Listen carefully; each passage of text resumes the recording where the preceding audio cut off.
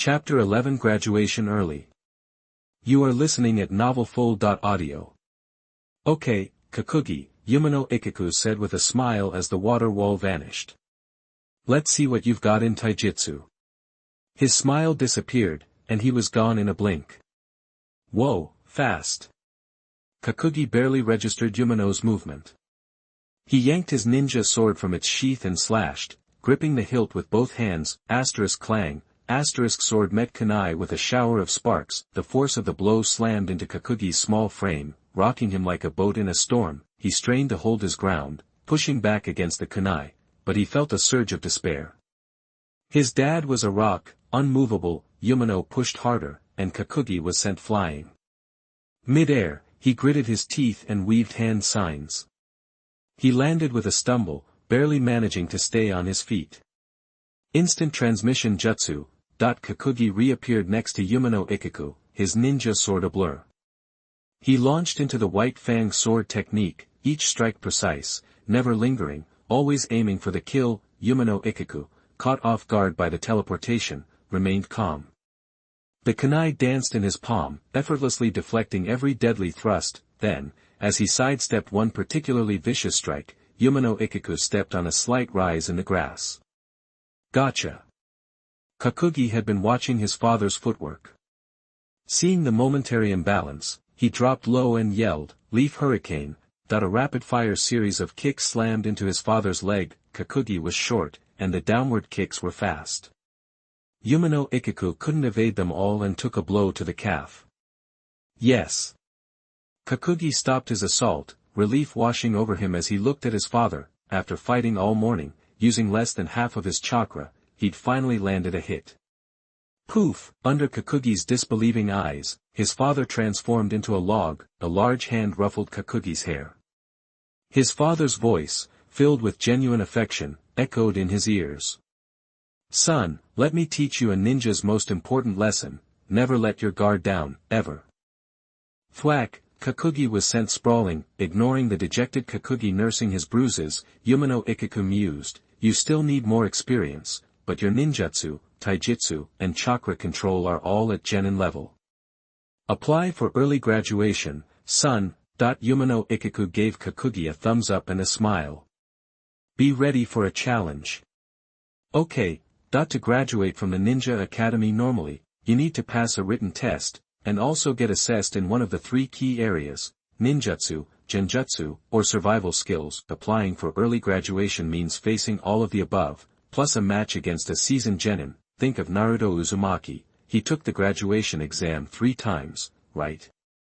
The first 2 were probably early graduation attempts. Even if he did get stuck on the clone jutsu 3 times, the problem with early graduation is the triple threat, written exam, skills assessment, and the combat test. Fail any one, and you're back to the academy, and even if you ace all 3, the reviewing teacher can still deny your application based on your overall performance. You have to give Konoha credit, they take protecting their young talent seriously. At least, this is Konoha under the sun. Kakugi's ninja theory was solid, though not quite as good as Sakura Haruno, the class brainiac. He filled the pages with ease, finishing well within the time limit. The result? A 99. Kakugi said he left 1 point off to show that he could improve. For the second test, Kakugi drew the clone jutsu. He nailed it, thanks to his rock-solid, super-realistic shadow clone. The third item, the ninja battle. When Kakugi arrived, the 3 reviewing teachers were already waiting. If Kakugi passed, the review teachers would assess his comprehensive score directly. Kakugi's opponent was a 14-year-old genin who'd graduated 4 years prior, dressed in black, ninja sword strapped to his back, and wearing a mask. He showed no expression at all. When he saw Kakugi, his eyes turned cold. Kakugi scanned his opponent's stats and nearly choked. Sure, he was good at lightning and water jutsu, but his overall combat power was only a C. Kakugi thought he was bad enough, being a C-level academy student. But this? A genin? Seriously? Kakugi snapped himself out of his thoughts. He had to take this seriously. They made the seal of confrontation, and the masked ninja charged, sword thrusting forward. Kakugi blocked with his own ninja sword, and the 2 weapons locked. A flurry of attacks followed, swords clashed again. Instead of breaking off, the masked ninja maintained the contact, eyes narrowed. Thunder current. Blue electricity crackled along the blade, arcing toward Kakugi. Kakugi reacted instantly, dropping his sword and leaping back. Even so, his hands tingled. That was lightning chakra transformation, right? Were all of Konoha's genin this strong? The masked ninja grinned, showing off his power. He infused lightning chakra into his feet and used Kakugi's instability to rush forward at high speed. The lightning-infused sword came down in a flash, and Kakugi's eyes widened. Thunder slash. The masked ninja aimed to avoid a fatal blow, but the attack still looked devastating. The sword sliced a huge, diagonal wound across Kakugi's body. "Don't worry, it's just a scratch," the masked ninja said smugly, flexing his arms. Poof, the masked ninja's grin vanished. The Kakugi in front of him turned into a half-dead tree stump. His shock turned to rage. All that chakra, wasted on a simple substitution jutsu. The kid must be hiding. But where? The masked ninja tried to calm down, searching for Kakugi. Then, he saw him appear at his feet. Leaf whirlwind. Kakugi kicked the masked ninja in the chin, sending him flying. The force of the blow nearly knocked him unconscious. The body flicker technique mixed with the leaf whirlwind. The masked ninja tried to reorient himself in midair. Was the next move Lotus? Whether it was Lotus or not, he was airborne and defenseless, forced to take whatever was coming. The masked ninja closed his eyes in regret. The leaf whirlwind, Lotus and other Konoha taijutsu were pretty well known around the village. Unfortunately, Kakugi didn't know Lotus, but in this case, Tsunoki knows more. Chapter 12 Becoming a Ninja. You are listening at novelfull.audio. Kakumu's fingers flashed as he quickly made a hand sign.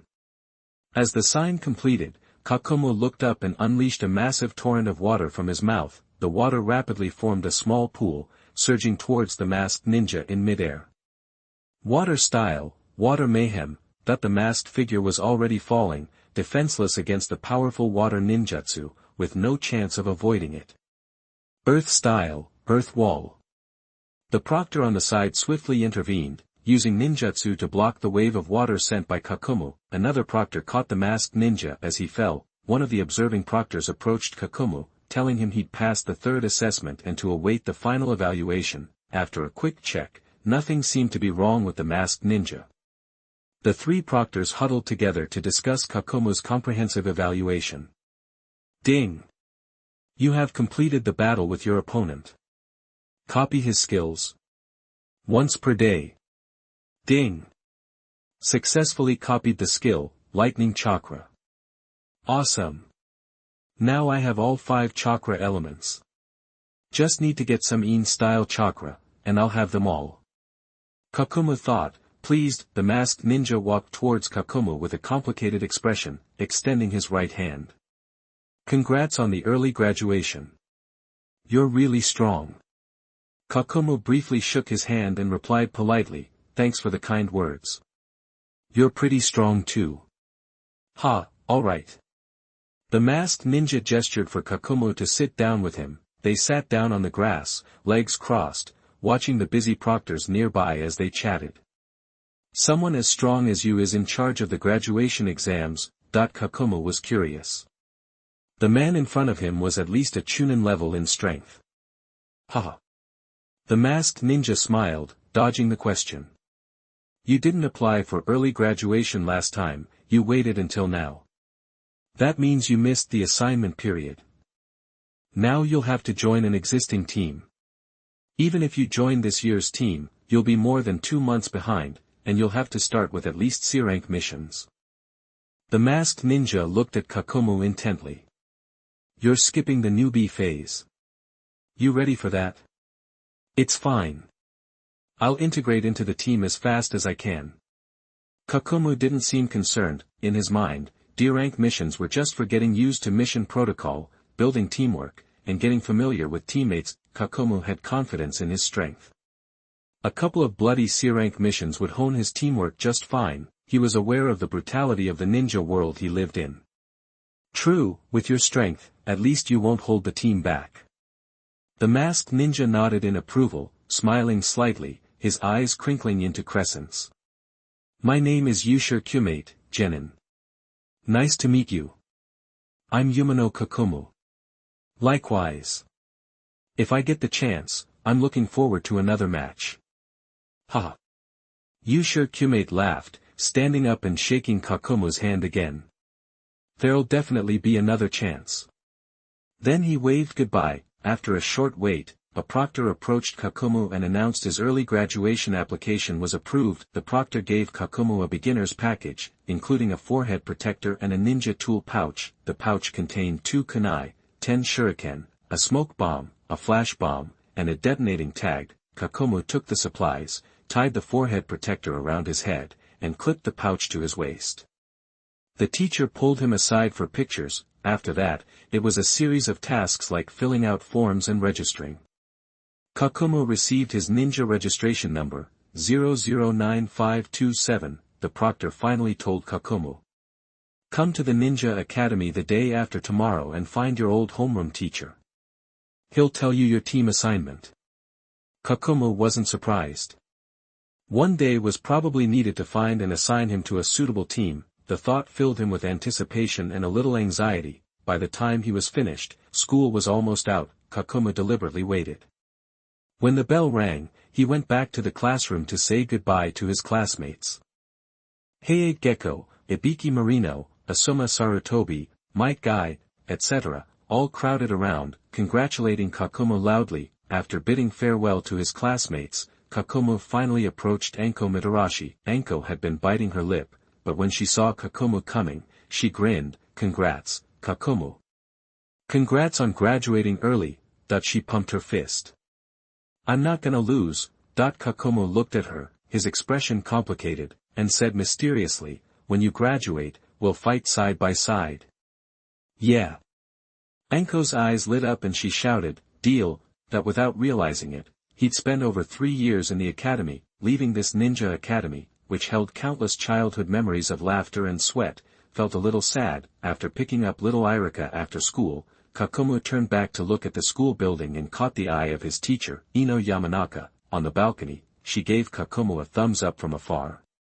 Kakumu smiled. Turns out he already had so many bonds. Kakumu sighed, tightened the forehead protector on his head, grabbed his little brother's hand, and walked out of the ninja academy with his head held high. From that moment on, he was officially a Konoha ninja. On the way home, Iruka wasn't sad that Kakumu was graduating early.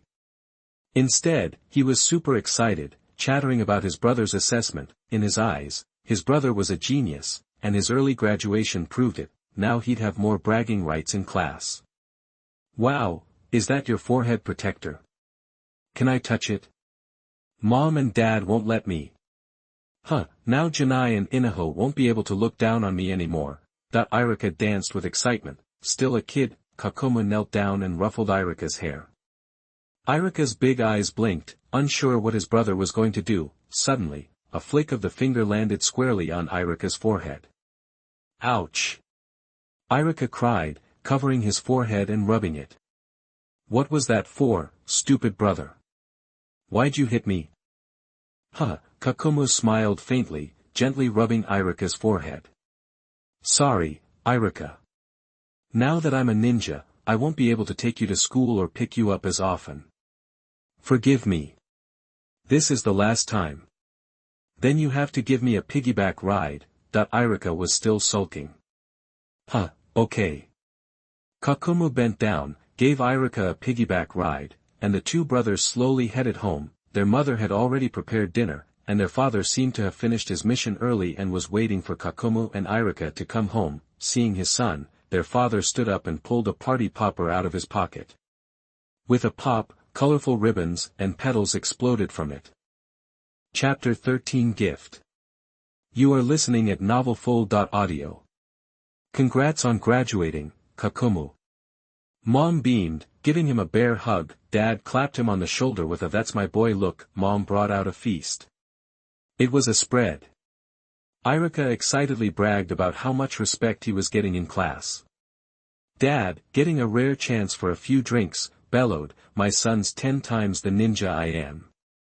Mom just grabbed a chicken leg and stuffed her face, Kazuki chuckled along, happily munching. Mom watched her noisy family, her face radiating happiness. It was good to be home. Later, Mom pulled out a scroll and whispered, this is a binding array. You set up these 4 sealing symbols on the battlefield beforehand. Anyone inside the seals is basically paralyzed. She frowned, looking apologetic. Since I specialized in barrier techniques, a lot of the ninjutsu I know are secrets, not taught in the academy, and mostly require a whole team to pull off, so. This is awesome, Mom. Thanks. Kazuki interrupted, stoked. I thought the stone light formation was too limiting, but this binding array is perfect, that even though the sealing array has its drawbacks compared to the stone light formation, it covers a much larger area, plus, it lets me keep my hands free. Even solo, I can cast this and attack whoever's trapped. For where I'm at right now, it's perfect. Alright, check out what I got you. Dad pulled out his scroll, no preamble. Shadow clone technique. Based on yesterday's test, you've got the chakra to handle it, and I think shadow clones are better for your clone induction tactic, so this is my gift to you. Thanks, Dad. Kakumu snatched the scroll and practically shoved it into his pocket, like Dad was going to snatch it back. He'd been drooling over the shadow clone technique forever. With his chakra reserves, it was basically a cheat code for training. Dad chuckled, amused. Relax, kid, I'm not going to take it back. He shook his head and started explaining things. The shadow clone technique uses chakra to create a physical clone, with its own mind and some defense, but remember, it splits your chakra evenly. Even when the clone disappears, that chakra's gone for good. You just have to wait to recover it, so be careful when you're low on chakra, and when the clone vanishes, all its memories and experience go straight back to you. That can mess with your head a bit. Keep an eye on that.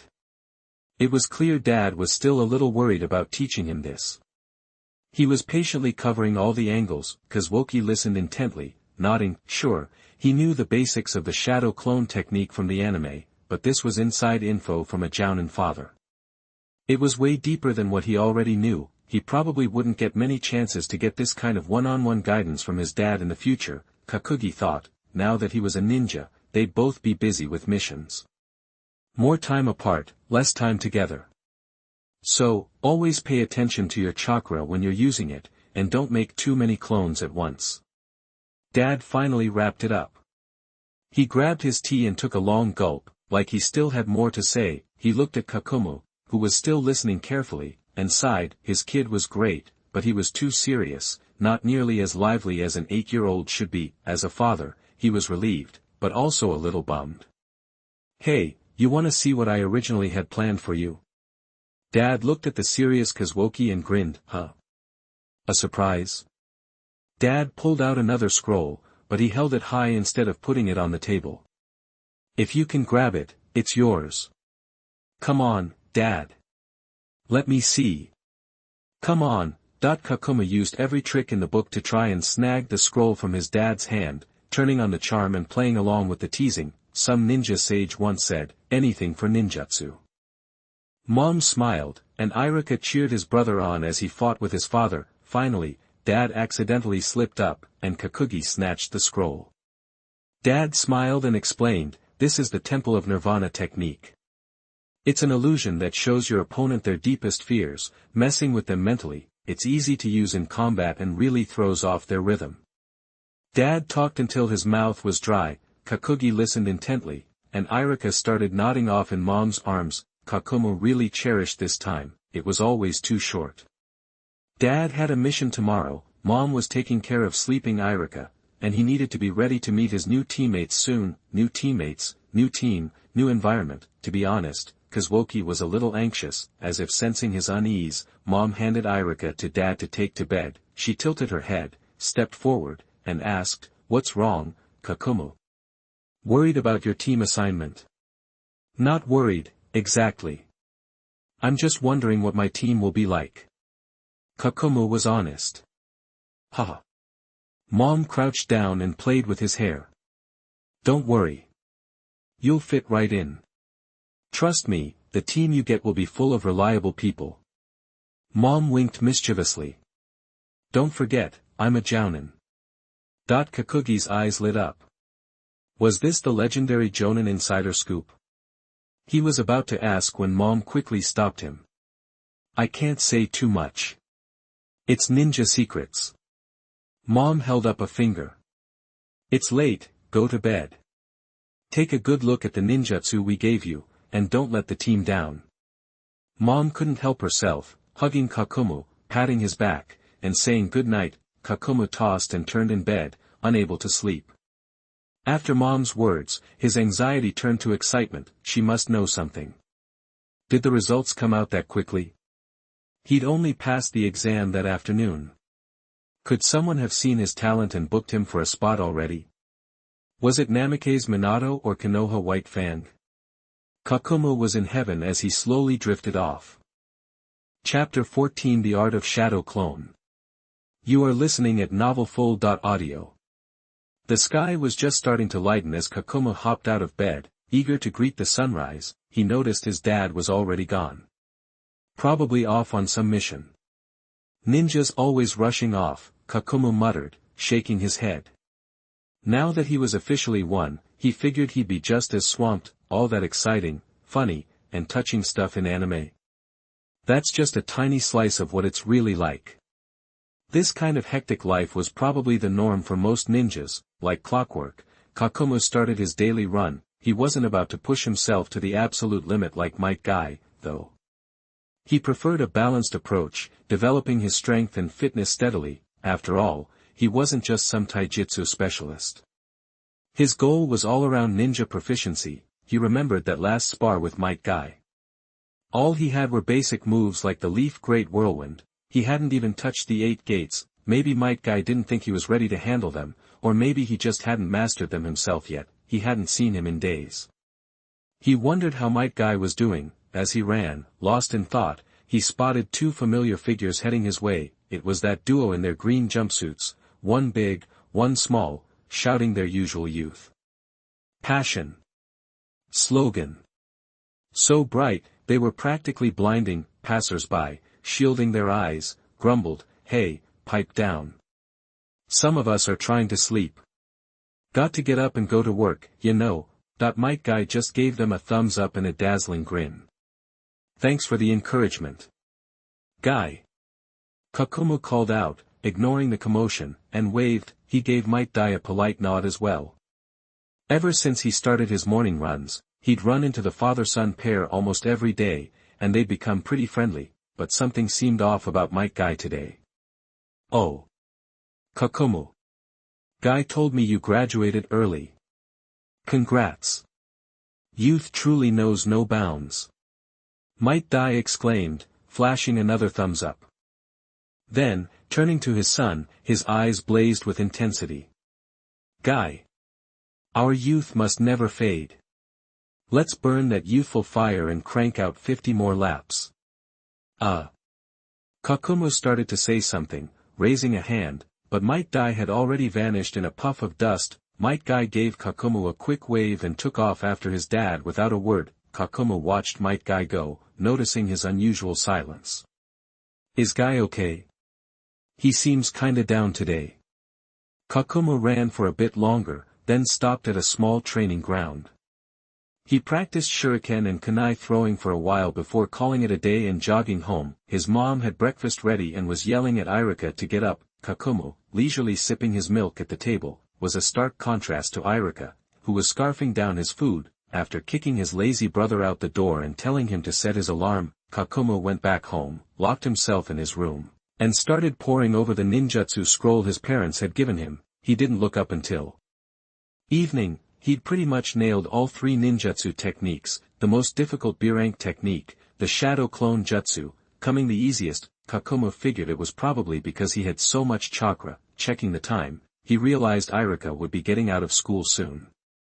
Perfect time to test out his new skills. Kakumu crossed his fingers and unleashed the shadow clone jutsu. Instantly, 2 identical Kakumas appeared beside him. he stroked his chin and assigned the clones their tasks. One would go pick up Iruka from school, and the other would head to training ground 6 near the school and recruit a classmate for a sparring match. The clone saluted and disappeared. After Kakumu chilled for a few minutes, he headed downstairs and bumped into his dad, who had just wrapped up his mission for the day, so, father and son helped his mother with the dinner prep. After a short time, his father was politely invited by his mother to read the newspaper. A moment later, Kakumu got a notification from the system, asking if he wanted to copy a skill. He clicked yes without hesitation. Ding! Successfully copied skill, intermediate reading, huh? Who had he met? Kakumu didn't remember any studious types at the academy who were diligent and eager to learn, buzz, a small flood of memories washed over Kakumu. It was the first time this had happened, and he felt disoriented for a moment. Quickly, Kakumu processed the memories sent back by the shadow clone. Oh, it was Ebisu. No wonder. But with the clone sparring match and skill copying, his daily copy limit was back to 0, Kakumu frowned in disappointment. He thought he had found a bug. A short time later, another shadow clone came through the door with Iruka. As the clone vanished, another small memory of taking his brother home flashed through Kakumu's mind. These memories felt so real, as if he'd experienced them himself. But this time Kakumu was prepared and quickly processed them. Gotta practice this a few more times so I get used to it. Kakumu asked his father, and his father's words confirmed Kakumu's suspicions. You should practice the shadow clone jutsu. The more you practice it, the more your mind will gradually adapt to the memories. Eventually, you can even use the shadow clone jutsu to help you train. Though the shadow clone jutsu isn't great for physical training, it can drastically speed up ninjutsu learning. But then the father added. Even though shadow clones help training, the memories will impact your mind. If it's your first time, don't use too many clones and don't keep them out too long, or your brain might not be able to handle it. Got it? That his father's voice was stern as he looked at his son seriously. Kakumu assured him he would heed his warning. Even though the shadow clone jutsu wasn't forbidden like its advanced version, the multiple shadow clone jutsu, it still had risks and required an adaptation period. Early the next morning, Kakumu got up, did his usual morning exercises, and walked Iruka to school. After dropping Iruka off at his classroom, Kakumu headed to the teacher's lounge and found his old homeroom teacher, Yamada Ino. After a brief hello, Yamada Ino handed Kakumu a scroll. Opening it, Kakumu saw it only contained the time and place for his team assignment. Report to the gate of training ground 8 at 10 a.m. tomorrow. The location wasn't far from his house, but the scroll didn't mention which team he was on or who his teammates would be. If it weren't for the official Konoha seal and the special mission scroll, Kakumu would have thought it was a prank. Kakumu looked at Yamada Ino, puzzled, and Yamada Ino just smiled mysteriously. You'll find out when you get there. It's a good thing. Don't worry, Kakumu, Yamada Ino said. Chapter 15 Teammates. You are listening at novelfull.audio. Facing the mysterious teacher Yamada, Kazuoki gave up trying to get any answers. Okay. Kakumu sighed, putting away the scroll. If his mom hadn't given him the go-ahead, vouching for Yamada, Kakumu would have thought he was about to be sold off. Guess I'll just go home and keep training in ninjutsu. The next morning, Kakumu woke up early, ate breakfast, and packed his gear. He arrived at training ground 10 an hour ahead of schedule, just like the scroll said. In the distance, he spotted 2 figures near the entrance, one standing and the other squatting, clearly waiting for someone. Kakumu perked up. This had to be his new team. He hurried toward them. Turns out, one of them was someone he already knew. A ninja in black, with a sword strapped to his back, was squatting on the ground, casually holding a senbon in his mouth. He'd pulled his mask down around his neck, and when he saw Kakumu approaching, he raised a hand in greeting. Yo! His eyes crinkled into a smile. Told you we'd run into each other again, didn't I? Kakumu was taken aback, then he vaguely recognized him. With the mask down, I almost didn't recognize you. Kakumu said flatly. It was Yusha Shiongsho, his opponent from the graduation exam. The other ninja, dressed in white, was pacing back and forth. He cautiously approached Kazuoki, bowed slightly, and said timidly. Hi, I'm Campo. I'm 12. I graduated 2 years ago. I'm a medical ninja. He paused, then gathered his courage to continue. So, if you get hurt, come see me. I know how to treat trauma, even organ damage. He looked at Kakugi expectantly, what a wimp, Kakumu thought, reminded of Hanataro Yamada from Bleach. Hey, I'm Umino Tsunoki. Nice to meet you. Kakumu gave a slight bow in return. Unexpectedly, Campo's face turned pale and he waved his hands frantically. No need to be so polite, Kakugi-san, just let me know if you need anything. He bowed deeply. Kakugi turned to Kumate with a blank stare. As if understanding, Kumate explained. Don't worry about Campo being so formal, Kakugi. He's just like that. You'll get used to it. But he's super reliable. You can trust him, Xiongshou added seriously. Hearing the praise, Campo blushed slightly, still looking awkward. Xiongshou laughed and nudged Kakumu with his thumb. Don't sweat it, Campo. This guy looks pretty dependable. He's different from those other guys we had. I already tested him out. Haha. Campo seemed to relax a little. Kakumu picked up on the key phrase, staring at Kumashu and asking quietly. So, you went after me on purpose that day during the assessment? Well. Xiongshou realized he'd said too much. He hesitated, unable to explain, and finally said, You'll understand once you meet the teacher. Oh. So your teacher sent you to test me? No. I volunteered. Oh, why? Why is why, but Kakumu didn't believe he was so lucky to have a strong ninja pre-approved for him. Remember how long Metkai observed Shaoli before taking him as a disciple in the original story. Kakumu suspected a conspiracy. But judging by his mom and Yamada Ino's actions, it couldn't be anything bad. That's why Kakumu was still joking around. Ugh. Xiongshou, flustered from being unable to explain without revealing things, was getting frustrated. You'll find out everything later. Kakumu turned to look at Campo. Sensing his gaze, Campo quickly clamped his mouth shut and shook his head like a bobblehead. Kakumu was silent. After a moment, he chuckled dryly. He walked to a tree, leaned against the trunk, and slowly sat down. Silence hung in the air. Xiongshou idly poked a small hole in the ground with a senbon and said seriously. To be honest, Kakumu, I'm really jealous of you. Yeah. Kakumu had already guessed as much, and he was touched, but he couldn't bring himself to be happy. Campo looked at him worriedly. Kakugi-san.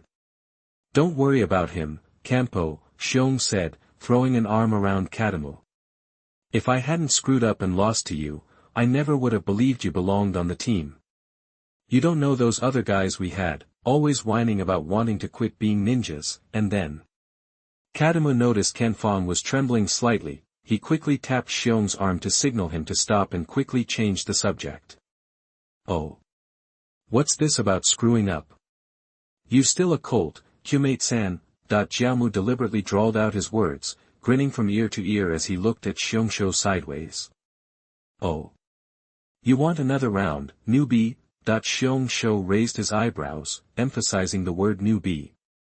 Well, no fighting, the teacher will be here soon. Fang quickly interjected. The two held each other's gaze for a long moment, then suddenly smiled and relaxed their stances. Fang let out a long sigh of relief. They chatted casually, and Fang slowly joined in, occasionally adding a few words. The atmosphere became less awkward.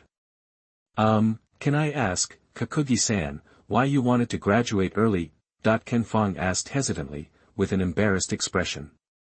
Look at me, I graduated 2 years ago, but I still get nervous on missions. Last mission I was so nervous that. Fang trailed off, dejected. Xiongshou frowned, bit his senbon, and said. What happened last time wasn't your fault, Fang. You shouldn't blame yourself. He stepped forward and gave Fang a heavy pat on the shoulder. Well, thank you, Kumate-san, Fang said quietly, still looking down. Xiongshou patted Fang again and remained silent, taking a cue from Fang's question, he continued. Speaking of which, I'm curious too. Kakugi, why'd you rush to graduate? Isn't it better to stay in the ninja academy? Kyuubi and Campo had graduated at the normal age of 10 under the wartime system. They had seen some action during the recent wars. In their hearts, they missed the safety of the academy. Kyuubi, unlike Kamada, knew Kakugi's level. He definitely wasn't expecting the "I learned everything" excuse, but Kazuoki just had to say it, because I'm too weak. I want to participate in more battles and get stronger. Huh? Xiongshou's eyes widened. Weak? You're calling yourself weak? You, who at 8 years old could barely defeat a powerful genin who was 14 and graduated 4 years ago. Kakugi ignored the barely defeated, powerful genin part and said gravely. Yeah, too weak. Chapter 16 First Mission. You are listening at novelfull.audio. Maybe you think we're tough, but compared to the entire ninja world, we're just small potatoes. I've got a bad feeling this war's gonna drag on. That's why I need to get stronger. He wanted to be powerful enough to prevent another Ninetales disaster. Xiongshou and Fang exchanged a look, speechless. They both knew what Tsunoki was trying to protect. Judging by the sun, it was almost time to head back. A figure appeared in the distance. Hey! You guys made it.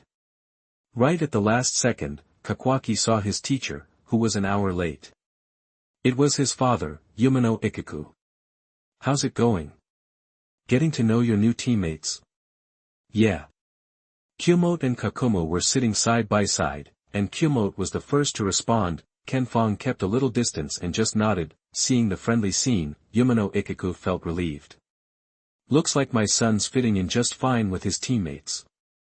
Alright, let's get started on today's mission. Umino Iruka pulled a scroll from his pouch. He had picked it up at the mission desk on the way over. A new gang of bandits has popped up about 80 miles southeast of the village, on the road to Station 3. They hit a small supply caravan a few days ago. Intel says there weren't any ninjas in the group. We're guessing their hideout is in a valley depression about 85 miles southeast of the village. The caravan leader put out a mission. We're to wipe out the bandits and recover the stolen goods. It's a C rank. It was no surprise that the small caravan didn't have much in the way of supplies. With Konoha's ninja station nearby, they probably didn't want to shell out for ninja protection. They likely just hired some freelance samurai or something and hit the road. Awesome. Let's do this, sensei.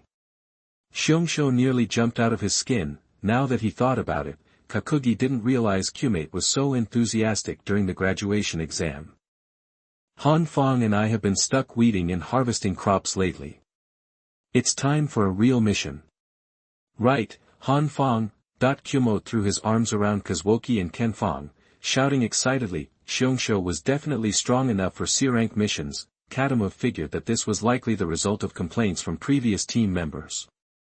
Okay, if no one has any questions, let's head out. Umino Iruka waved his hand, winking at Kazuki as he turned away. Alright, son, show em what you got, he thought to himself. Even moving at ninja speed, it was almost dusk when they reached the valley. They all hunkered down. Kakumu volunteered to scout ahead. Well, he sent in a shadow clone. Moment later, the clone's memories flooded back. Kakugi said easily, there are a dozen straw huts and 30+ thieves inside. But the intel's wrong. There's a ninja among them, probably genin level. Umino Iruka quickly asked, did your shadow clone engage the ninja? Kakumu shook his head. Nope. The clone wasn't spotted. He quickly sketched out a rough map of the interior on the ground. Umino nodded, trusting Kakugi's judgment, and immediately started assigning tasks and routes. Honestly, Kakugi didn't need to rely on intel to know if someone was a ninja. He could just see it. Don't ask him how, he just had a system. Okay. Since there was only one genin-level enemy, Umino Iruka took up a defensive position outside. According to plan, Kakugi, Kyuubi, and Fang went in. The whole thing was pretty easy. Aside from the initial queasiness when Kakugi made his first kill, it was fine. No fear, no panic. Kyuubi, keeping a close eye on Kakugi, breathed a sigh of relief and swung his ninja sword. Fang was a little hesitant, but it was clear he was pushing through it. He wrapped wind-style chakra around his kunai and used wind ninjutsu well. In Kakugi's eyes, Fang had wind and water affinities, and was ranked C-. Adding Tsunoki's C rank and his own C rank, the team had 2 Cs and 1 C-, led by an A rank. It was a solid elite team. Both Kyuubi and Kanfata had mastered nature transformation with lightning and wind chakra, respectively. On the other hand, Kakugi hadn't learned this technology yet, as it wasn't taught at the academy. This hindered the team research and development. I need to get Dad to give me some private lessons when we get back. My teacher is my father, so I at least have to be at the top of the class. Kazuoki was adapting quickly to being on his father's team. He was already starting to get a bit cocky. Soon, they cleaned up the bandit den like it was nothing. Kakugi launched a flying kick, taking out the enemy's only ninja and copying a basic taijutsu move in the process. Hey, it's better than nothing. As his strength grew, even copying something every day, it was getting harder to find a particularly good candidate. I can't exactly ask my parents for sparring matches every day, right? Things would probably get better on the battlefield. That was one of the big reasons to graduate early. Kazuoki waited silently. Umino Iruka motioned for Kakugi to come over, cut off the ninja's head, and seal it away. Even though there was only one genin-level opponent, the mission was a ninja battle, so it could no longer be classified as a simple C rank. The head was important evidence, plus, the sudden appearance of a ninja meant they needed to investigate. If it was just a wandering ninja or a rogue from the area, that was one thing. But if it was a ninja sent by another village to cause trouble, they needed to pay attention. They carefully searched the area and found the stolen goods, mainly cloth, a total of 10 carts. Kakumu was stunned. How were they going to get all that back? But Umino Iruka and his other teammates seemed unfazed, so they must have a plan. Sure enough, Umino Iruka summoned a ninja hawk, gave it a few instructions, and let it fly off. After a short wait, they heard a shi-shi-shi-su-su sound. A dozen strong laborers arrived. The leader greeted Umino Iruka briefly, and they silently began to push the carts. Seeing Kakugi looking curious, Komatiti started to explain. It turned out that whenever a ninja team had a task that required extra help, they temporarily hired villagers as laborers. Ninjas aren't just about fighting, you know. There's a lot to learn. We'll get there, bro.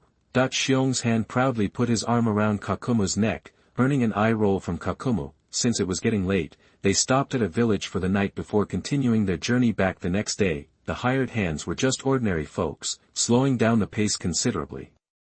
It took them 2 days on the road before they finally made it back to the village. Because they had encountered a ninja battle, even if it was just a genin, the mission was upgraded to B rank. The caravan leader's face was twisted like a lemon. If he had known, he would have just hired Konoha's ninjas to escort the supplies from the start. After receiving the reward, Umino Iruka suggested a dinner to celebrate the new team member and the successful mission. Everyone agreed enthusiastically, Xiong Shou being the loudest of them all. At the dinner table, looking at his father, who was tipsy from sake, Kakumu felt a warm feeling in his heart. Chapter 17 Father. You are listening at novelfull.audio. Dad, I want to graduate early, thought Iruka Umino. Finally, he said it. Ever since they got back from Kazuoki, Iruka noticed his son was acting different, like something was weighing on him. Early graduation, huh? Guess the kid thinks he's ready. Iruka knew his son was at least genin level, and probably pretty good at it, but that wasn't enough. A year ago, Ikuku's team was stationed near Kumogakure. In a battle, one of his students was killed, and another was badly injured. Only Ikuku and the medic Nin Kamada escaped with minor injuries. After pushing back Kumogakure, Kamada did everything he could to heal his teammates, but he was fighting a losing battle. Ikuku would never forget it. Kamada screaming in pain, desperately burning his chakra to try and heal everyone. The other kid, covered in blood, coughing up chunks of his insides, dying in Kamada's arms. A year of training, gone. Just like that. 2 students dead. As for Kamada, the light had gone out of him. He was jumpy and withdrawn. After a break back in the village, they added 2 new genin, a veteran, Kyuubi Wichi, and a top graduate, Sora Oishi. Just a month ago, Ikiku's team was escorting supplies near Kumogakure when they were ambushed. The enemy hit them with a massive lightning jutsu, scattering body parts everywhere. Boishi, fresh out of the academy, froze. He'd done some C ranks, seen blood, even killed, but this was too much. He turned and ran, yelling about how he didn't want to be a ninja anymore. He wanted to go home. Then, a Kumo ninja sliced his throat. After some time, Kamada had finally started to come out of his shell a little, only to fall apart all over again. Ikiku didn't know if he would die on some battlefield someday, but he couldn't stand the thought of his son, barely a kid, getting his throat cut. Wouldn't it be better if he stayed safe in the ninja academy? Time to burst this bubble for him. Ikiku held back in the fight with his son, but he also stayed focused. He wanted Kazuoki to understand the difference between him and a real ninja, but his son had surprised him. Ikiku knew that while Kazuoki was genin level, he was about as strong as a lot of chunin. This is only the first hurdle. Ikiku knew he couldn't stop his son from graduating early, so he made a snap decision: keep the kid close. Ikiku knew it would be tough to get Kazuoki assigned to a famous mentor like one of the Sannin or the White Fang, even if he pulled every string he could. Even the big clans like the Hinata or Inoshikacho couldn't guarantee something like that. Guys like that picked students based on their own whims and reputations. Minato Namikaze, the rising star, might be an option. He's famous, but he's young and still learning, so he might do Ikiku a favor, but Minato was always on the front lines, so Ikiku hesitated. Minato was out. The other candidates were about on par with himself, strength and experience-wise. He was 40, a jonin for over a decade, a veteran. If I can't get him a famous mentor, keeping him close is the next best thing. Back home, Ikiku told his wife his plan. With her blessing, he started putting things in motion. First, he paid a late-night visit to Kyumate's room at the barracks. When he mentioned adding a new member to the team, Kyumate was all for it. He figured his expertise with lightning jutsu made him a good test for the kid. Then, Ikiku contacted Yamada Ino at the academy and arranged for Kazuoki to take the combat assessment with Kyumate. Finally, after a few back-channel deals, Ikiku spoke to the third Hokage. He pled his case and convinced the Hokage to assign Kazuoki to his team. This was the second test. He wanted Kazuoki to pass, but he also hoped Kyumate would beat him and keep him in the academy for another year or two. By the next afternoon, both Kyumate and Yamada Ino had reported back. His son had beaten Kyumate and passed the assessment. Ikiku sighed, both relieved and worried. It is what it is. He and his wife talked it over and decided to teach their son the binding circle, shadow clone, and hell viewing techniques as graduation presents. Each one could either restrain or confuse an enemy, and they all made it easier to stay alive on the battlefield. Ikiku even took the time to pick up some fireworks. Can't let the kid down. Normally, there's a process between graduation and team assignment. Ikiku could bypass it, but decided to let it play out. He could at least use the 2 days to help his son get a handle on his new jutsu. Then the day came for the team to assemble. Ikiku told Kamada and Kyumate to head over early and let his son and new teammates get to know each other. After some convincing at the mission desk, he emphasized that the team was complete, with 2 veteran genin, and they got a C-rank mission. Watching the 3 go from awkward to working together, Ikiku felt his efforts were paying off. Now, dinner and team building. Kamada and Kyumate would definitely be unhappy if he hadn't done some team building, especially Kyumate, who had helped him a lot in this process. At dinner, Ikiku watched Kazuoki joking around with Kamada and Kyumate and smiled. He glanced up and caught his son's eye. Kazuoki was looking at him with pride. Ikiku picked up his sake glass and drained it. Ah, this sake is great. Hick, more wine. He grabbed another bottle. Kazuoki looked helplessly at his dad, now muttering and half passed out on the table. Kyumate and Kamada looked at each other in confusion. Kazuoki was too embarrassed to use his earth style, 3 rooms and a living room technique. He quickly paid the bill, said goodbye to Kyumate and Kamada, hoisted his dad onto his shoulders, and started the long walk home. Ugh, Dad, you're heavy, Kazuoki grumbled. Kazuoki didn't notice the faint smile on his father's lips. Chapter 18 Metkai. You are listening at novelfull.audio. Team Umino just wrapped up a C-rank mission and gets 2 days of downtime before the next one. For Kakumu, downtime meant training. He started early, creating 3 shadow clones to practice illusion, ninjutsu, and sealing techniques. After that, he changed and went for a run. It was just dawn, and Kakumu was alone on the quiet streets. The only sounds were his footsteps and breathing. He wasn't used to the silence. After a few laps, he missed the passionate shouts and cheers. Did Metkai go on a mission? After his daily 10 laps around Konoha, Kakumu went into a small forest to rest before more training. He heard a sob. Who's crying? Curious, Kakumu crept closer. Are Ninja Academy students getting bullied? 4965, 4966, 4967, 4968, 4969. Leg kicks. If you can't finish, do push-ups. It was Metkai, practicing kicks against a tree, tears in his eyes. 4988, 4989, 4990. Exhausted, Guy's legs gave out, and he fell. Instead of jumping back up, he sat on the ground. He slammed his fists into the ground, again and again, bloodying his bandaged hands. Then, drained, he buried his head in his hands and sobbed, tears streaming down his face. Dad, you're a liar. All that support is a lie. Guy stood up, punched the tree trunk, and whispered, liar, liar, it's all a lie. Kakumu felt a pang. Even Metkai, always so cheerful and full of youthful energy, had doubts. He walked out. Guy. Kakumu-san. Guy looked up, eyes red. Kakumu, serious, asked, Guy, are you giving up? You can't use ninjutsu or genjutsu. Are you going to quit trying? Guy turned away, his face blank. Kakumu-san, a few days ago, my dad and I were walking when 2 ninjas made fun of him for being a 10,000-year genin. They said everything he did was pointless. My dad just gave them a thumbs up and said, thanks for the support. That's not support at all. I chased after them and told them not to laugh at my dad. All I got was a beating and more insults. Just yesterday, my dad told me he was going on a high-level C-rank mission. I followed him and saw him beg those same 2 ninjas to take him along. Guy looked at Kakumu, eyes blazing. You're good at everything, ninjutsu, genjutsu, taijutsu, sealing techniques, but you don't understand me. Youth is useless. I can't use youth to fight those ninjas who mock my dad, and my dad can't use youth to make a living.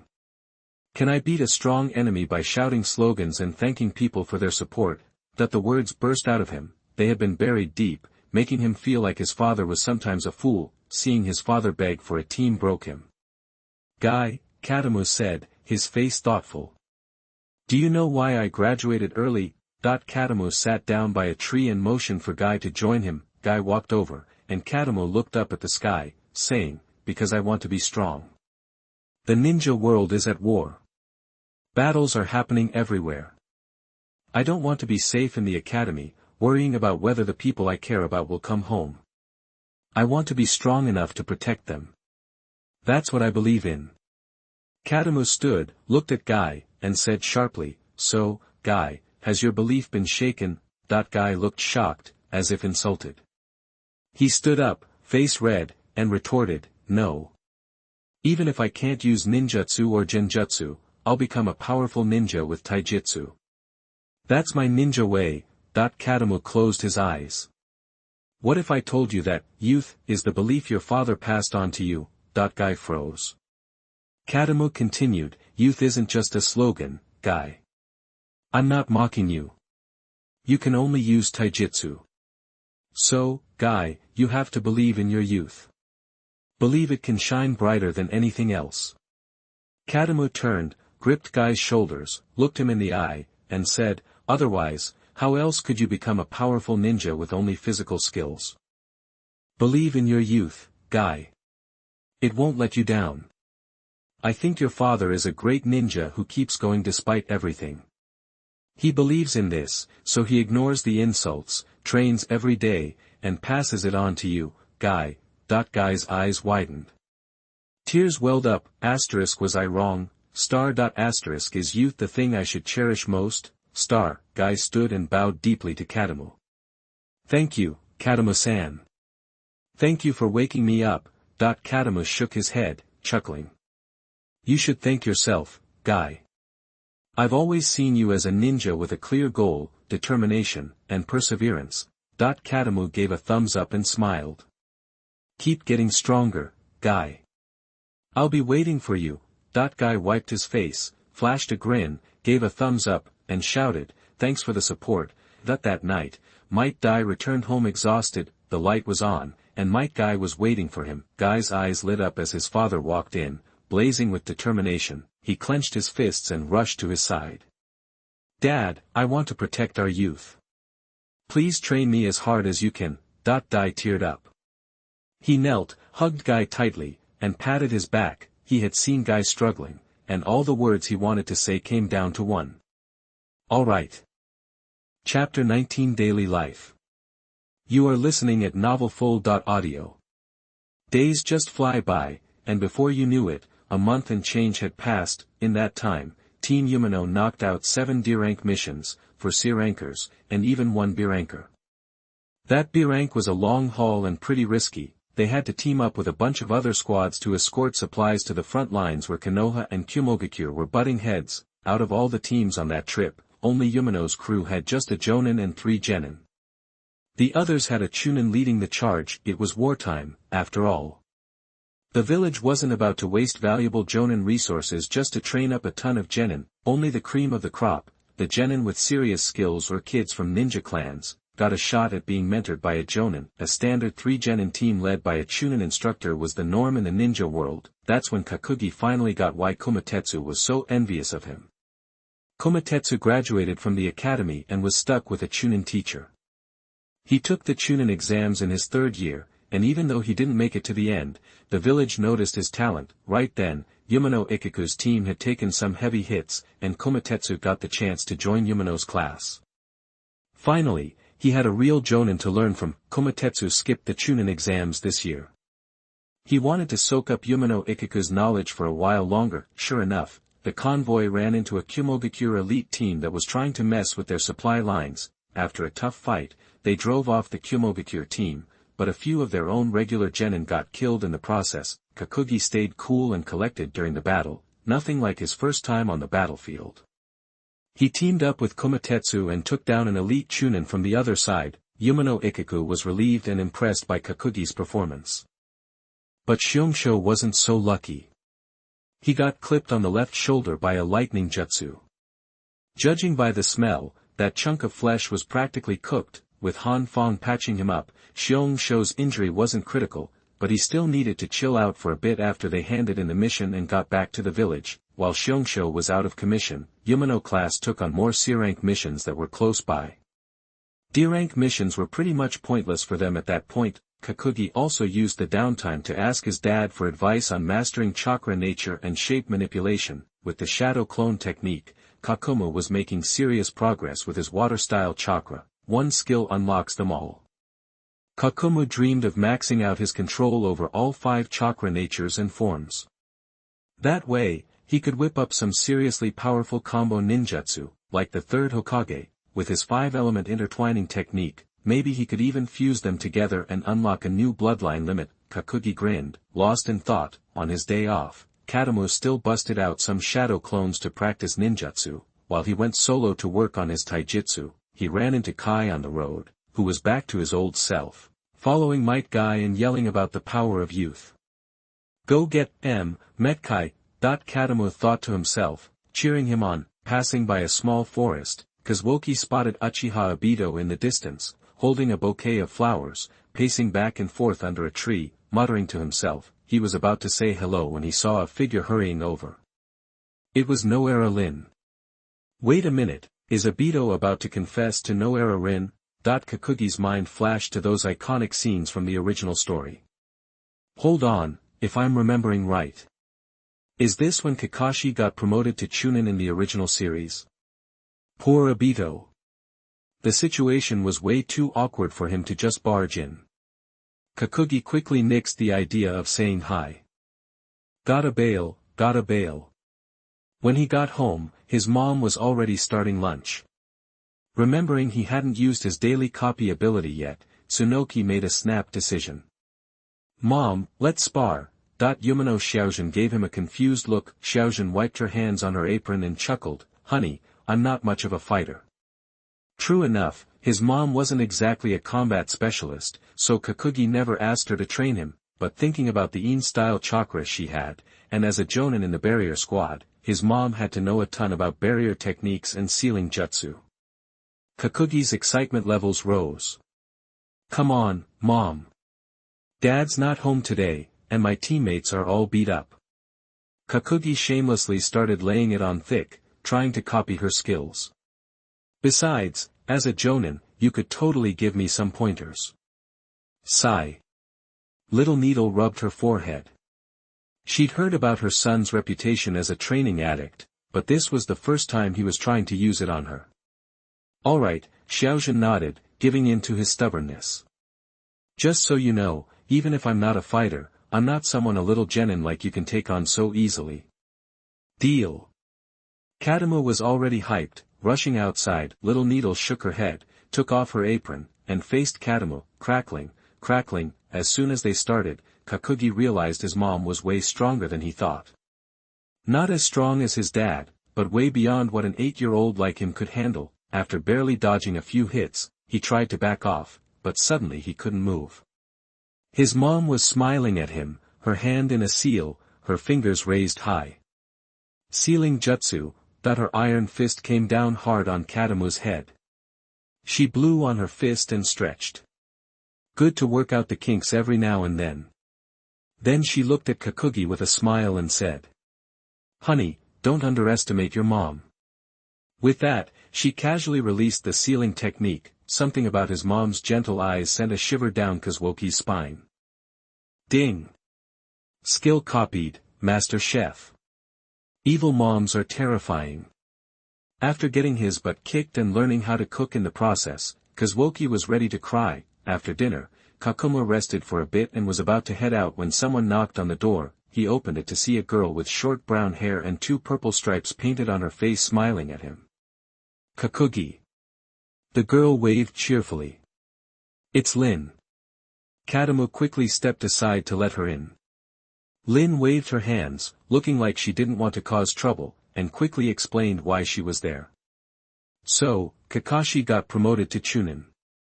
Kakugi understood. After chatting for a few minutes, Lin said she was busy delivering letters and waved goodbye. Watching her leave, he glanced at the hand-drawn color newspaper she'd just given him. It had a huge headline, "Congratulations to Kakashi on his promotion to Chunin." Lin really went all out for Kakashi. Obito's gonna be crushed. Speaking of Kakashi, he was already C-rank level when they fought 2 years ago. Now that he's a Chunin, he's gotta be even stronger. As evening rolled around, Kakugi told his mom he wouldn't be home for dinner and headed out to the spot Lin had arranged. When he got there, he quietly took cover. A bunch of his classmates from the academy were also there, like Asuma, Yuhi Kurinai, Enko, Ebisu, Marino Ibiki, Metkai, Moonlight Hayate, you name it, everyone spread out, waiting silently for Kakashi to show up. Lin was under the tree, waiting excitedly. Chapter 20 Death of White Fang. You are listening at novelfull.audio. Finally, Kakashi arrived, and everyone jumped out to surprise him. He was the first of their generation to become a Chunin. Everyone was happy for him and offered their congratulations. Even Kakashi, who always acted so cool, felt a warmth inside. Lin used her skills to summon the prepared food, and a simple outdoor barbecue began. Laughter echoed through the small forest, and Kakashi even talked more than usual. His friends joked and played, completely carefree. Everything was perfect, except for Obito, who looked like he was struggling with something. This is so great, star. 2 bad dads on a mission, Kakashi thought, lying on the grass. Otherwise, I could have given him a surprise. Though he didn't say it, Kakashi missed his father. Konoha's White Fang had been on a mission for days.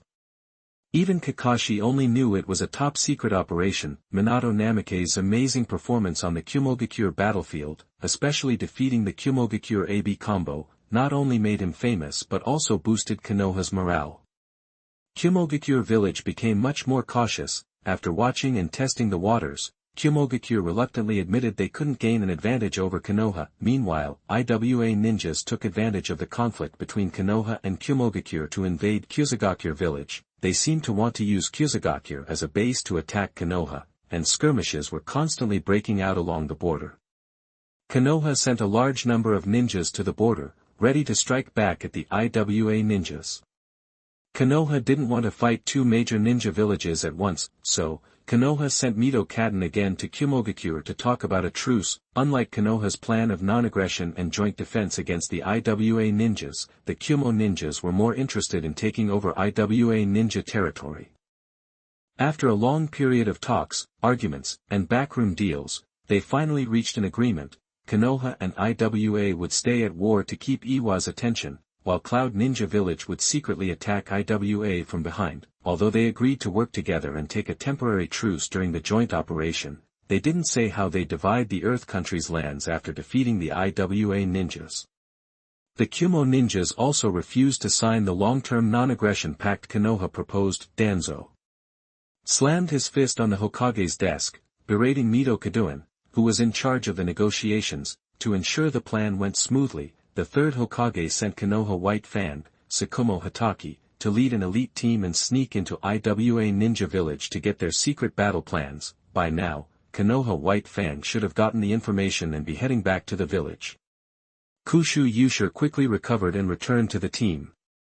Umino Ban rested for a day and then went back to the battlefield.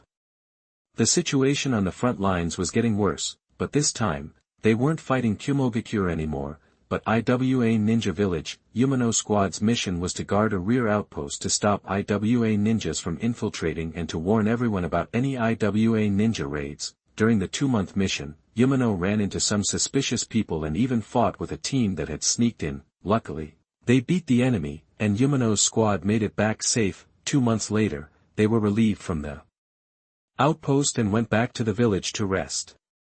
As soon as they got back, they heard some shocking news. Konoha White Fang had committed suicide. Even though they were from the same village, Kakugi had only seen Sakumo Hatake once, from far away, when the Ninja Academy started. Now, he was seeing him again at his funeral. Konoha White Fang's mission had failed. During the mission, a teammate was accidentally exposed. To save his life, Sakumo Hatake decided to reveal himself, save his teammate, and give up on the mission. After the mission failed, Hatake Sakumo returned to the village. The third Hokage tried to comfort him, but Sakumo was still stuck between sacrifice for the mission and caring for his teammates. He didn't know if he'd made the right choice. Soon after, the IWA ninjas sent 10,000 ninjas to the Thunder Country border. The Kyuubi ninjas' raid on IWA had completely failed.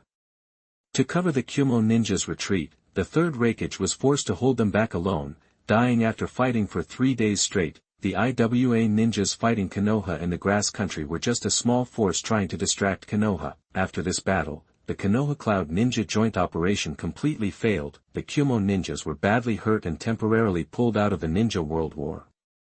Konoha would now have to deal with the aggressive IWA ninjas alone, putting them at a disadvantage. The people of Konoha village blamed Hatake Sakumo for failing to get secret information from Iwagakure village. The villagers started shunning him, and even the teammate he'd saved came to accuse him. Hatake Sakumo, torn between his mission and his friends, finally killed himself. The Kakugi family also went to Hatake Sakumo's funeral, even though he was shunned and criticized at the end of his life. It all disappeared when he died. Most of Sakumo Hatake's family, friends, teammates, and fellow ninjas came to pay their respects. The third Hokage even came himself, looking sad as he placed flowers. Some people were grieving, some were regretting, some were sad, and a lot were secretly happy about what happened. Only Kakashi's face was blank, showing no emotion. His eyes looked dead, and he seemed like a zombie. Sakumo Hatake's death meant the village lost a powerful fighter. For the ninjas, they lost a reliable teammate. For Kakashi, it wasn't just losing his father, who he'd always looked up to, but his whole view of life and values had crashed down. If he was left alone, Kakashi would fall into a deep depression and never get out. Kakugi remembered how Kakashi had started to open up to everyone at the Chunin celebration, and now he was like a walking dead. Kakugi sighed heavily. the guests who came up to put down flowers comforted Kakashi while remembering Hatake Tsukumo. Kakashi responded automatically, thanking everyone for coming. He was like a mindless robot. Kakugi didn't go up to bother him. It wasn't the right time to talk to Kakashi. Besides, someone else was more suited for that. Minato Namikaze was there too, his spiky blonde hair standing out. He placed the flowers with a sad look, nodded to Kakashi, and left without saying anything, just like Kakugi thought. Now wasn't the time to say anything. He hoped the little sun that could brighten everyone's day would shine on Kakashi soon. Minato Namikaze had come back from the Kumogakure front to rest. As the Iwa Nin front became more tense, Minato Namikaze's team broke up, and his old partners Inuzuka Fang and Akimichi Choji each started their own teams. Minato Namikaze was also making his own team. Soon after, Hatake Kakashi, Noara Rin, and Uchiha Obito joined Minato, and the Minato squad was officially formed. History hadn't changed. Everything was going according to plan, and the fateful bond between Kakashi, Rin, and Obito was starting. As for the Minato squad's tragic ending in the original story, Kakugi knew there was nothing he could do right now. Kakugi clearly remembered that during the Ninetales attack, his parents would be killed and Iruka would become an orphan. His main goal now was to get stronger, step by step. He had to get strong enough to protect his family from the Kyuubi's claws.